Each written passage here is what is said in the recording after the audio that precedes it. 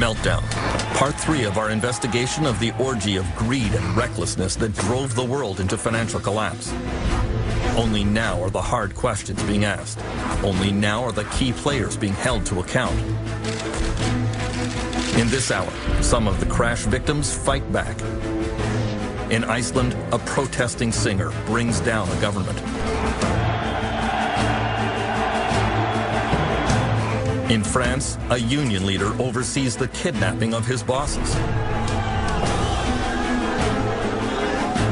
In California, thousands of families become homeless. He'll tell us, why can't you just give us a home like other normal kids? Meltdown, the secret history of the global financial collapse.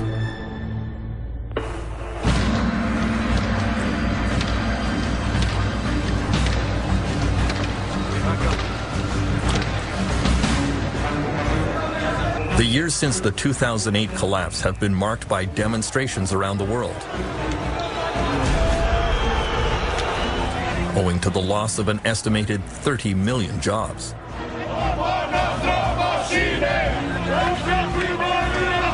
In many places, there were violent street protests, but they were easily weathered by governments and large corporations. In some countries, however, the struggle went much further and left a lasting mark.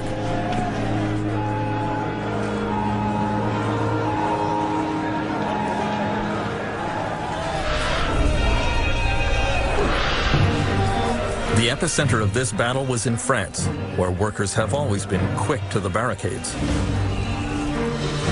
Because of the meltdown, in March 2009, the Continental Tire Company announced that it would be forced to close its factory in the town of Clairvaux, cutting 1,120 jobs.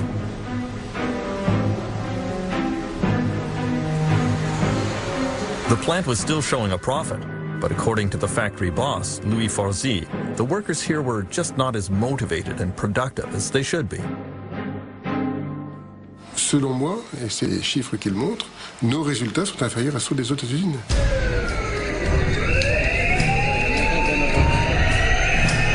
Continental workers labeled Forzy a thief and a liar.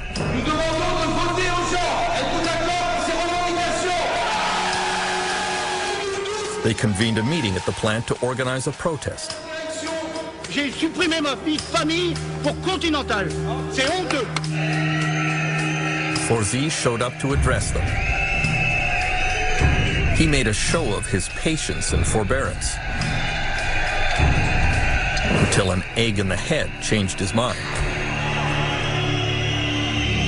He immediately decided that perhaps he had underestimated the situation and made a tactical withdrawal from the field of battle. Why did that happen? Why? Because people were shocked, they were angry. Je pense aussi qu'il était au courant depuis longtemps qu'il allait y avoir une fermeture du site.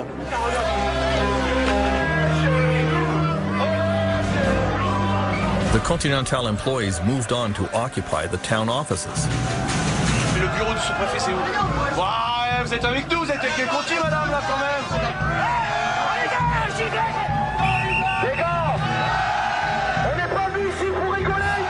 On n'est plus des moutons, on est des lions. When union leader Xavier Mathieu received news that a judge refused to grant them an injunction to stop the plant closing, he and the workers began trashing the place.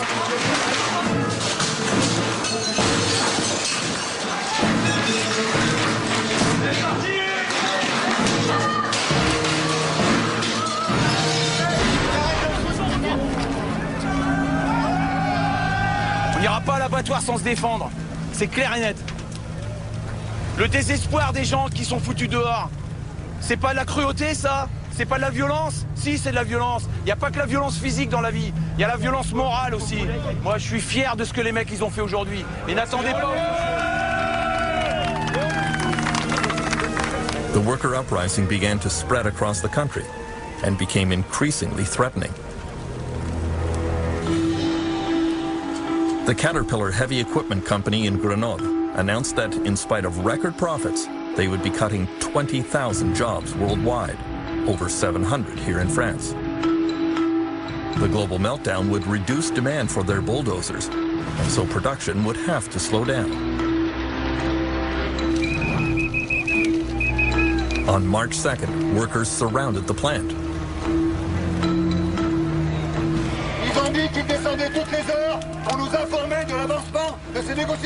They were following the instructions of union leader Pierre Picaretta, who, like his father before him, has worked his whole life at Caterpillar. On est des humains et on n'accepte pas, là, tête baissée, cette économie qui nous fait souffrir. Donc on ne pouvait pas accepter comme ça le fait d'annoncer des bénéfices records et de licencier les personnes. Oh, venez les gars, vous faites quoi là? 3 weeks of negotiations led nowhere. Tous ensemble, ouais! Ouais! Tous ensemble, ouais! Ouais! On veut une solution! Furious workers surrounded the management offices and decided to hold the management team captive.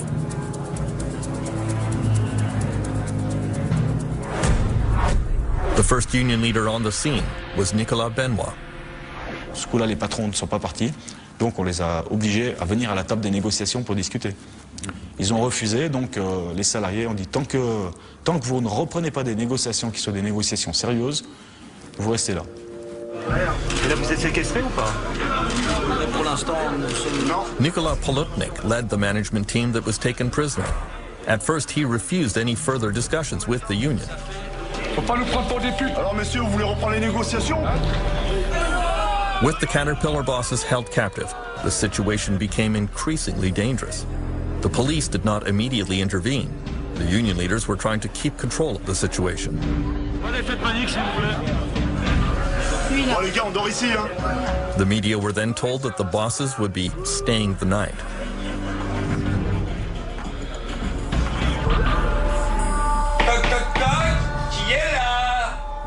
Overnight, as the captive bosses were trying to get some sleep in their offices, angry workers did not leave them in peace.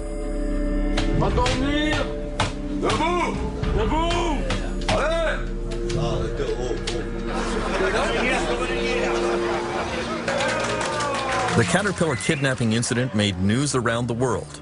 It was widely described as boss-napping. In the French Alps, at the U.S. tractor company Caterpillar, where managers were locked in and stripped of their speakerphone, boss-napped all night. President Nicolas Sarkozy realized this extreme reaction to the global meltdown was turning into a public relations disaster for France. He went on national television to denounce the kidnappers. Qu'est-ce que c'est que cette histoire d'aller séquestrer les gens? On est dans un état de droit. Je ne laisserai pas faire les choses comme ça. Dans un état de droit, la loi, elle doit être respectée. Privately, however, French Finance Minister Christine Lagarde was critical of Caterpillar management. She thought that the situation was exacerbated by the ham-fisted tactics of the American company, a common problem with foreign-owned firms. On a souvent constaté dans des entreprises sous capitaux étrangers que le dialogue n'était pas aussi riche et aussi développé parce que le centre de décision est ailleurs. After an anxious night, Caterpillar management agreed to resume negotiations. In exchange, the union allowed the bosses to leave the plant, although there were some tense moments on the way out.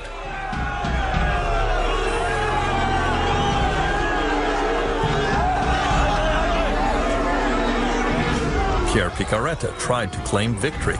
Je pense que le message est passé et je crois que rapidement, dans les jours qui vont suivre, ça va lâcher fortement. The Caterpillar bosses who were kidnapped decided to keep silent about their ordeal. But many bosses in France realized they could soon end up in a similar predicament. On pourrait qu'avoir la réunion à 7h30. Est-ce que ça vous irait? One of them was Marcus Carriou, the human resources manager for a U.S. car parts company called Molex. He was sent into the town of Villemur, near Toulouse, to close a Molex factory that had operated here for many years. The workers were furious, and very quickly their anger focused on Carriou. Along with nasty graffiti, Carriou says he became the target of email threats. You know, when you read about some extremists, you know, saying that people like me should be exterminated, you know, so it's, I mean, I think it's shocking to see that. The town of Villemur would be hard hit by the closure of the Molex plant, which represents 20% of its tax revenues. The local parish priest, Philippe Bachet, led the community support effort for the Molex workers.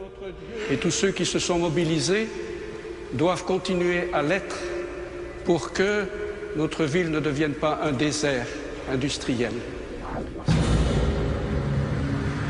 On the morning of April 20th, 2009 in Villemur, Marcus Carriou was consulting a security company about how to act in case he should be kidnapped.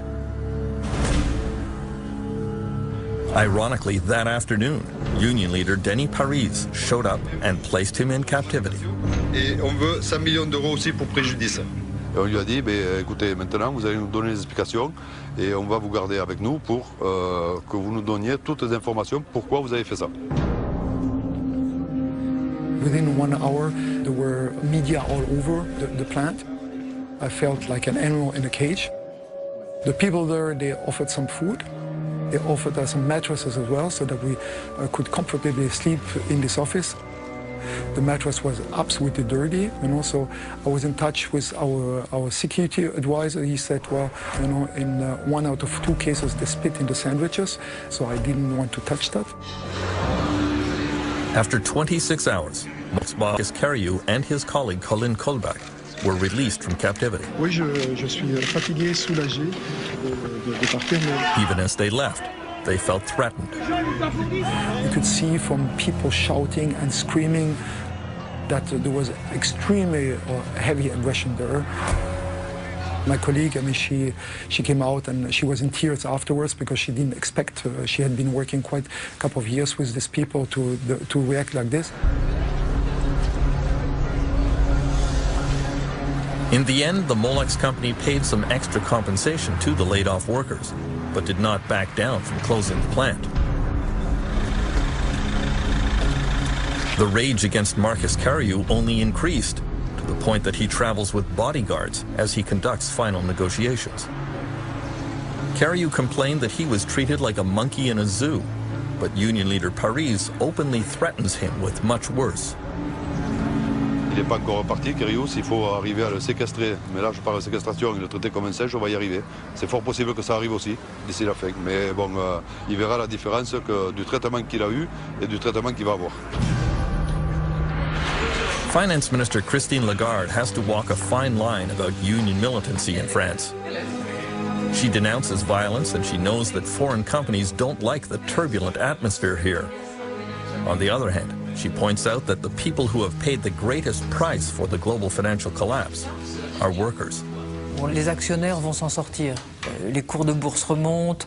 En revanche, ceux qui souffrent, ce sont évidemment les effectifs des entreprises, puisqu'il y a des menaces de restructuration, puisqu'il y a des licenciements, puisqu'il y a des gens qui perdent leur job. Many in France believe that workers' fundamental rights have been violated in the wake of the financial crisis, and that workers here need to fight back. Les événements nous invitent à prendre position et à soutenir les causes justes. Father Philippe Bachet says that French workers give an example to the world by defining employment as an essential human right. Ce sont des gens qui n'acceptent pas facilement ce qu'on leur propose, ce qu'on leur fait faire. Et donc ils se raidissent et ils défendent à la fois leurs droits, c'est normal, ils essayent de défendre aussi leur travail. Et le travail, c'est aussi très important pour l'homme. L'homme a besoin de travailler.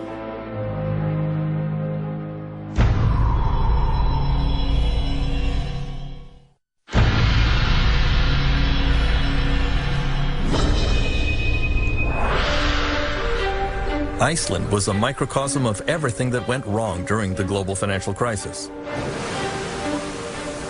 The sudden collapse of the country's banks in the fall of 2008 wiped out the pensions and savings of most Icelanders. Every citizen was now saddled with a debt estimated at $350,000 per person. Icelanders were furious at the greed of bankers and government cronyism that contributed to the meltdown. In early 2009, some took to the streets to express their dissatisfaction. First, they surrounded the national parliament, and protest leaders appealed to the public to come out and support them. I sort of wasn't very optimistic that we would be able to mobilize the people. But every week, every day, you got such shocking news that completely shook the foundations of, your sense of what was moral. The immorality that was exposed to us was so shocking that people started to come together.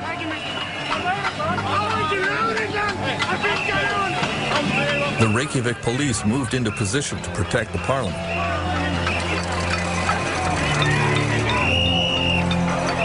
Inevitably, there were scuffles. Nothing like this had ever happened in Iceland, and both sides were unsure how to proceed.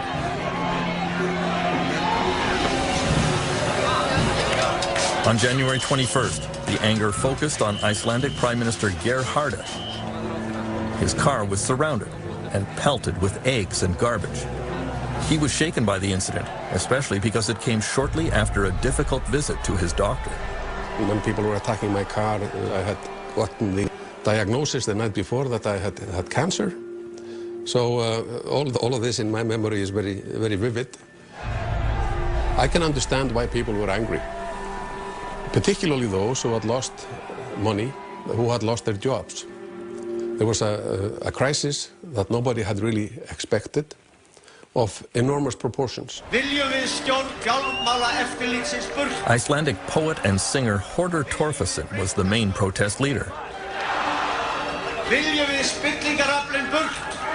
I said to the people, we are all angry, but use your anger as a positive force. Don't destroy, don't use violence, don't attack people, don't go to the homes of the politicians, because that's private.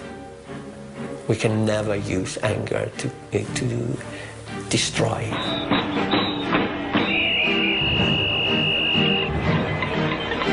Torfason asked the crowd to go home and get their pots and pans, then come down and serenade the politicians in the parliament. Við þurfum ekki að nota alla þessa peninga. When it was new for Icelanders, ordinary people to come out and do something sort of illegal, like not obeying police orders and so forth. And in the end, it almost became tribal. There were so many people with pots and pans and homemade drums, and there was this beating and the fires outside the parliament. In a sense, it was sort of the unbearable lightness of being, to be there, to experience this within the nation, and to see the joy and experience the joy when we finally got what we wanted. On January 23rd, Icelandic Prime Minister Geir Haarde addressed his countrymen on national television and announced that he was resigning due to illness. Og velja sér nýjan formann sem leiða mun flokkinn í næstu kosningum. Takk fyrir. His governing coalition fell apart. National elections were called. The new government in Iceland was left to clean up the incredible mess left by the bankers and politicians who preceded them. Og í dag yfirgefur nýr frjálshyggja. Steingrímur Sigfússon became the new finance minister. Obviously, the international crises are hitting a lot of countries, but in Iceland it's probably more painful than almost anywhere else, because things were taking to such extremes in Iceland. This neoliberal privatization experiment that was driven forward by greed and bad practices in business had a terrible ending, and now we are paying the price. And like usually, it's not the people that caused the problem that have to tidy up afterwards. Many Icelanders feel they are living in the ruins of a collapsed society. Every night, Reykjavik police see the symptoms, like an upswing in domestic violence. Here a woman has called for help because her estranged husband has broken into her house and grabbed her baby in a fit of drunken desperation.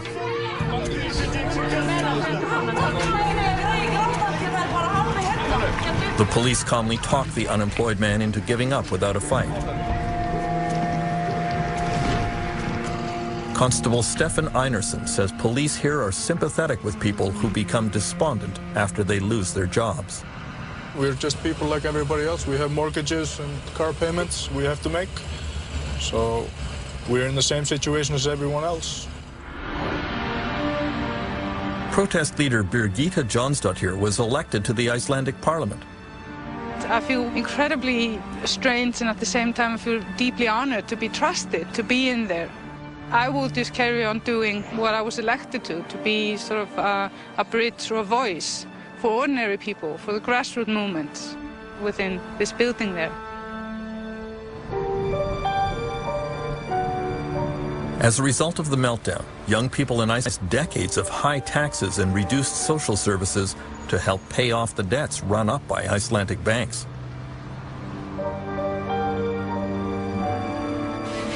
At this art college in Reykjavik, the students are multilingual, well-educated, and mobile.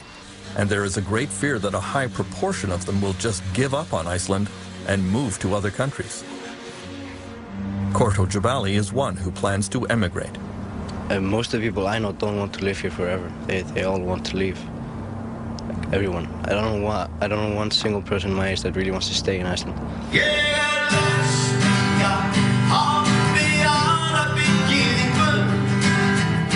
Icelandic protest leader Hordur Torfason has resumed his career as a performer.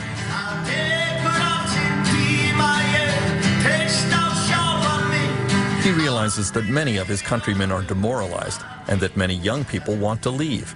But he is quite sure that Iceland can still have a bright future.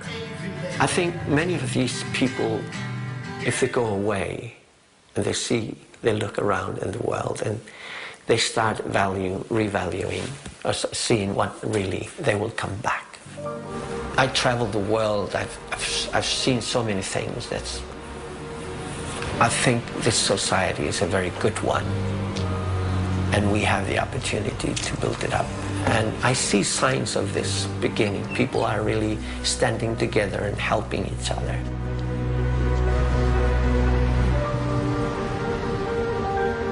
In confronting the problems of a failed economy, Iceland at least has the advantage of a strong social safety net.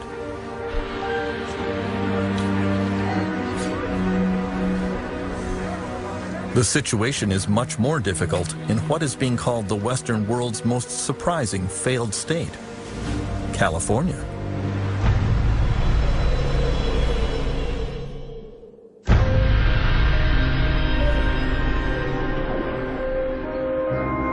In the 3 months following the meltdown, there were an estimated 1 million foreclosures in the United States, sweeping many middle-class families into poverty. Tent cities began springing up across the country as the homeless desperately searched for somewhere to spend the night. This one suddenly appeared in a field in Sacramento, California, the capital of a state that was long considered America's richest. It was reminiscent of the tent cities that appeared in this area during the Great Depression of the 1930s. In those days, they were called Hoovervilles, after then U.S. President Herbert Hoover.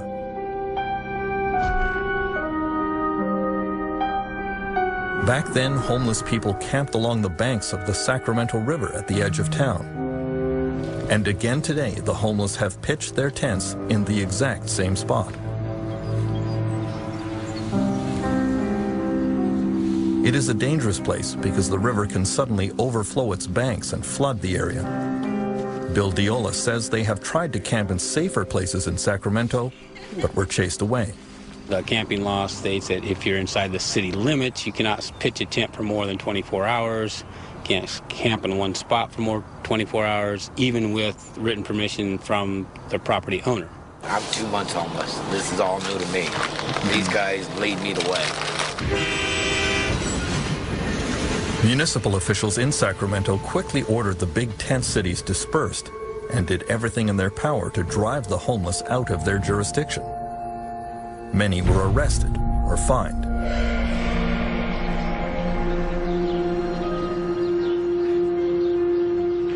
The Harrelson family of Sacramento have been homeless for months. When debt overcame them, they sold their house and tried to move in with relatives, but it didn't work out. They are on bicycles now because they can't afford a car, which is sadly ironic, because Francis is a retired auto worker. I worked for General Motors for about 30 years. And I got when they came out with the early retirements, I jumped on it. Thought it was a good deal. Didn't turn out to be. The family has spent some nights camping beside the Sacramento River, which Angelina did not enjoy. I'm a girly girl. I don't like bugs. I don't like dirt.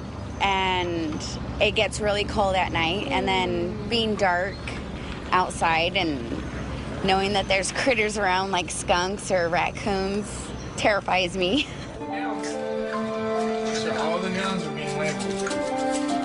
The Harrelsons' 8-year-old son Joseph attends the Mustard Seed School in Sacramento, a school specially for children who are homeless. We do recess, then we go in and we eat breakfast there, and we do a journal and DOL. And after the afternoon, we do math or science, just fun stuff to do. After the global financial collapse knocked so many families out of their houses and down below the poverty line, there are now over 1.5 million homeless children in the United States. This school is privately funded by a charity called Loaves and Fishes. It's not uncommon when the kids first come, we have sack lunches that groups in the community have fixed for the kids. And a child will be eating her lunch, and the teachers will notice that she's hiding food. And when asked, that little girl will say, well, it's for my mother. I know she's going to be hungry. And for a child to be hiding food to take care of her hungry mother is not the way things should be. What is this? I don't know. There's times where he gets really frustrated at us and he'll tell us, why can't you just give us a home like other normal kids? I want my own room back. It breaks my heart when he gets frustrated like that. It really breaks my heart to have to sit there and tell him, I'm sorry. More and more charity organizations are stepping up to offer food and clothing to the homeless, but the demand just keeps growing. Almost 2 years after the meltdown, unemployment and homelessness in California is still getting worse, not better. There are over 100,000 homeless military veterans in the United States, the greatest collection of them in the Los Angeles area. Many of them suffer from post-traumatic stress and other mental illnesses. One of them recently crawled into a dumpster in Santa Monica and burned himself alive. The LA County Jail now houses the greatest collection of mentally ill people in the country. The government here simply can't provide any other facilities or treatment for them. Please welcome the 38th Governor of the state of California, Governor Arnold Schwarzenegger recently announced a new range of budget cuts, which will certainly make the situation even worse. But he remains optimistic. The power of California's innovators and entrepreneurs is still strong. We are still the shining city on the hill. I don't consider it by any means a failed state.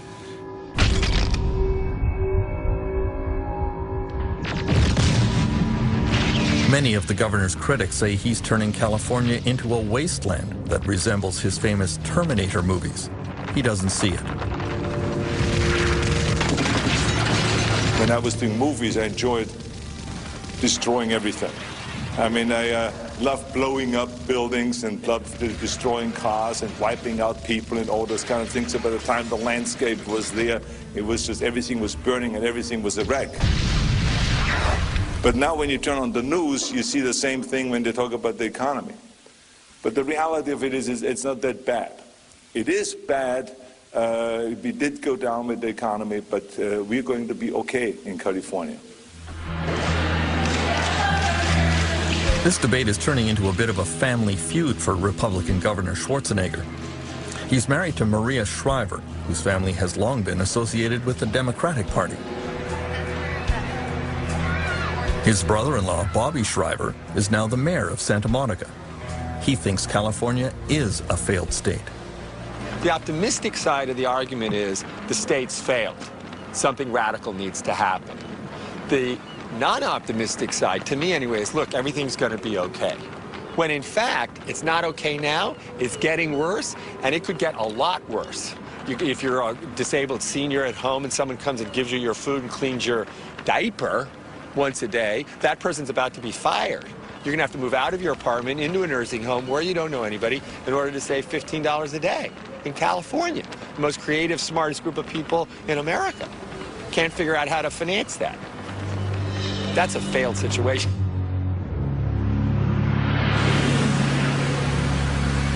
This is absolutely outrageous. Many people believe that Canada was largely spared by the global financial crisis. The people of Windsor, Ontario, don't feel that way.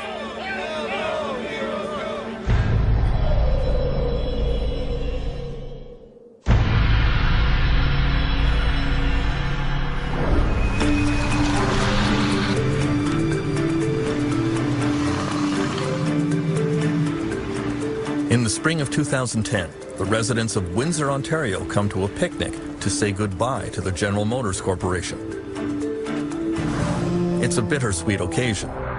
The company is bringing its 90-year history in this city to an end with the closure of its last plant here. The last 500 GM workers in Windsor are losing their jobs and joining the list of workers around the world who have been hurt by the meltdown. The auto industry has been among the worst hit.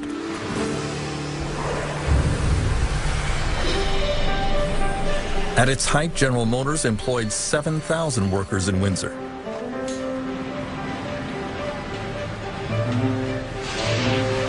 But today, GM says there is just not enough work to keep this transmission plant open.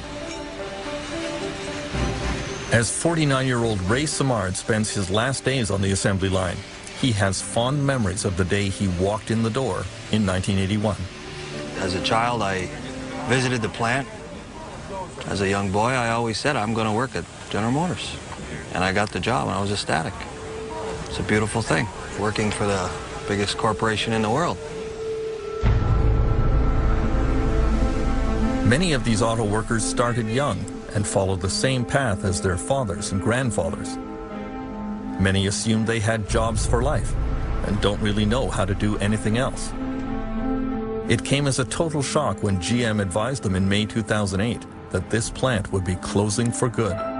It's a sad day. When I started,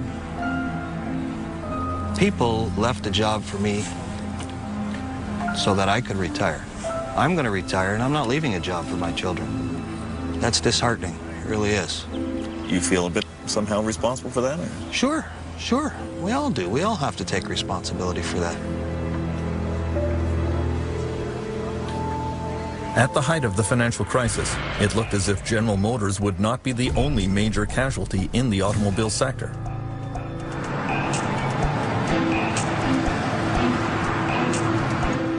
Chrysler was headed for bankruptcy as well. The Chrysler minivan plant in Windsor employs over 4,300 workers. Canadian federal and provincial politicians were summoned to an emergency meeting at Chrysler headquarters in Detroit. Ontario's Minister of Economic Development and Trade was there, Windsor's Sandra Popatello. They sat down with us and started talking about what their condition really was, and it was very frightening to hear. And I guess being from Windsor, being brought up here, most of our lifeblood has been from the automotive sector. I thought I would never see the day that I would hear or get a sense that this could collapse. At the height of the 2008 crisis, executives from the big three U.S. auto companies came to Washington to ask for a massive government bailout. Famously, they all arrived in private corporate jets. There was a wave of revulsion from politicians and workers. Who do you think you are? You're asking for $50 billion and you fly in on a corporate jet? Those are our profits as well. As workers, every worker, I know at our plant, they said, you got to be kidding me. The U.S. government came up with the bailout money, and Canada quickly followed suit. Canadian Finance Minister Jim Flaherty is the Member of Parliament for Oshawa, another riding that depends on the automotive sector. Discussions have taken place about this. He points out that there were many jobs at stake in Canada beyond those at the big three U.S. car companies. The fundamental challenge was this: were we going to be in the auto business or not? And the big driver, from my point of view, was the fact that we have three of the largest global parts companies in the world, in Canada. And that's where most of the technological innovation is. So we lose Chrysler, we lose General Motors, they continue in the United States and Europe and elsewhere, we're going to lose those parts companies too, because they'll have to follow them. This is absolutely outrageous. One group of workers in Windsor decided to fight back against their plant closing. The incident came at the Aradco car parts plant, which manufactured stamped metal components for Chrysler. In March 2009, workers were called on a Monday night and told to stay home. The American-owned plant was shutting down. Aradco workers realized that their management was trying to sell all the equipment and sneak off without paying any kind of settlement to employees, some of whom had worked for decades and were owed $30,000 or $40,000. Not today, motherfucker! Go home! They decided to stop trucks that were arriving to empty out the plant.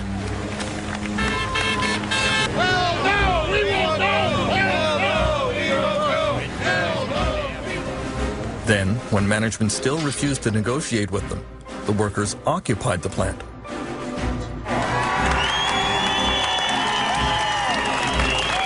it pathetic when our guys have got to go to this length? We got to stand in a building and take over a building to get our point across. Among the union leaders standing on the roof was Jerry Farnham. Some of the workers here have decided to take over the plant.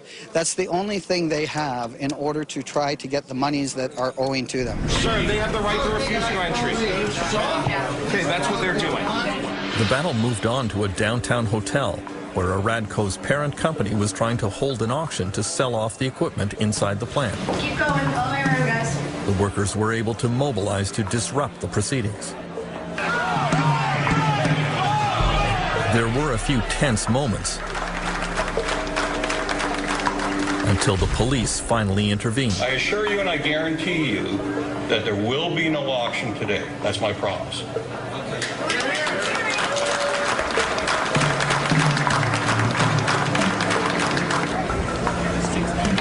It turns out that the American owners of this plant were already fugitives from justice. Aradco was operated by a California company called Catalina. The company website, now defunct, shows the name Gregory Willis as chief executive officer. This Michigan document shows that a few weeks before the plant was closed, Catalina's owners took the precaution of officially dissolving the company. The same owners had played the same game in 2006 in France. There as well, the plant was closed, the workers occupied it, but in France the owners were tried and convicted of breaking French law. In Windsor, union leader Jerry Farnham says that Canada has similar laws, but they are not enforced.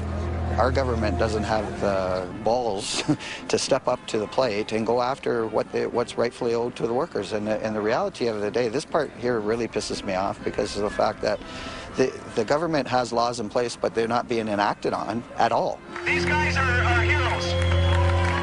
In the end, Chrysler stepped in and paid the workers about a quarter of what they were owed, and so the Aradco occupation ended. Unfortunately, only a handful of them have been able to find work in other plants. This is a nice truck, eh? Did you see For that? Ray Samard, forcibly retired from GM at age 49, the future looks a little scary. He realizes that he is unlikely to find a new career that pays anything like the auto industry, but he is ready to make the best of it. I still have young children that I need to put through university, so there will be a change in my work employment. I'm not sure exactly what what door is going to open for me yet. I'm still, my dad was a carpenter, and I may have to pick up my tool belt again. That's a possibility.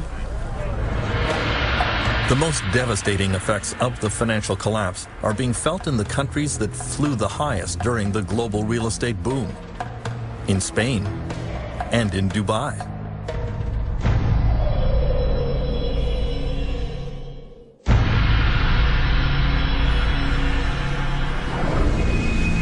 Most workers around the world had little way to fight back against the effects of the meltdown.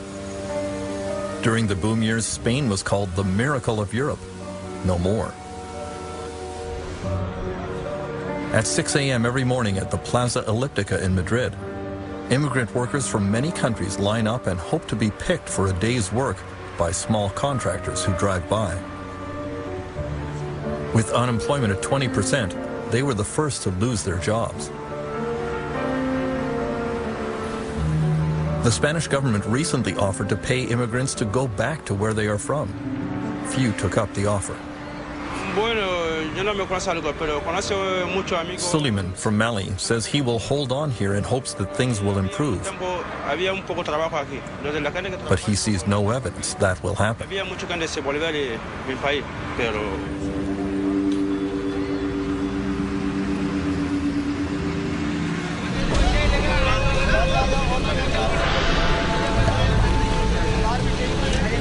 The real estate crash in Dubai has been even worse for the army of construction workers who came here from India and Pakistan and all over South Asia. They are paid on average $3 a day. Many of them have been thrown out of work. Many have not been paid for months. There were 200,000 laborers at once here. And the practice is such that if you want to come to Dubai as a laborer, you just don't apply. You actually go to your home city in Bangladesh or somewhere in Karachi and pay a middleman money. So you're buying yourself a visa, okay? And while you're working, you're actually paying back maybe your prepaid visa rights through the first year. So imagine if those guys didn't get paid for 2 or 3 months.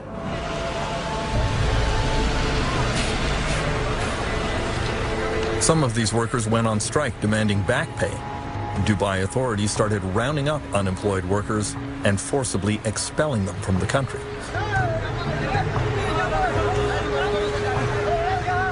For many, it is unclear whether it is worse to stay or to go home.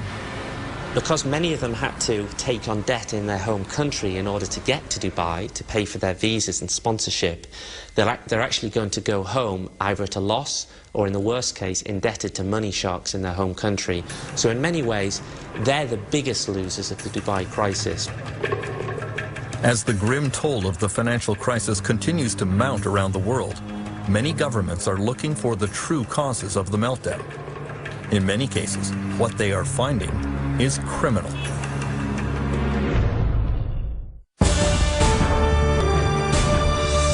Next time, the conclusion of Meltdown.